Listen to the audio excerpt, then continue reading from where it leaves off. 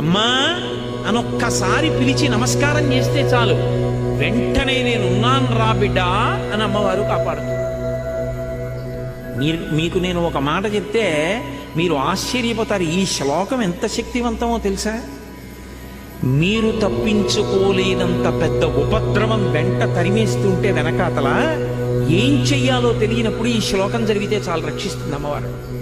అంత శక్తివంతం. చండీ పరదేవత అనుగ్రహం అంటే అలా ఉంటుంది. అందుకే చండీ చరణవు అని చండీ పరదేవతని స్తోత్రం చేశారు శంకరాచార్యులు వారి ఈ శ్లోకంలో. అటువంటి అమ్మవారి పాదాలు పట్టుకుంటే సంస్కారవంతం చేస్తుంది మనస్సు.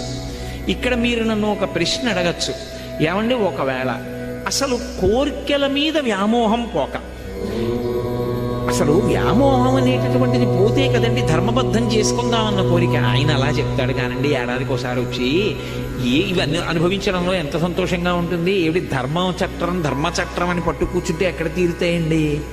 ఏదో చేసే పుణ్యం చేస్తున్నాం కదా, ఇవి నడుస్తాయి అని అంటావేమో.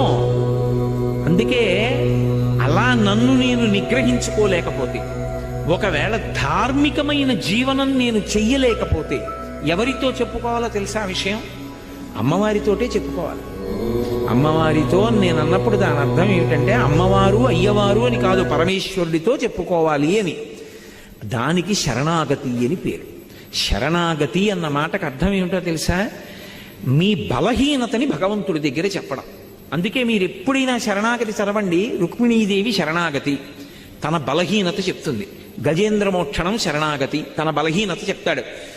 ఈశ్వర, మీరు నాకు మనస్సు ఇచ్చారు, ఇంద్రియాలు ఇచ్చారు, బలం ఇచ్చారు, బుద్ధినిచ్చారు, శాస్త్రం ఇచ్చారు, గురువునిచ్చారు.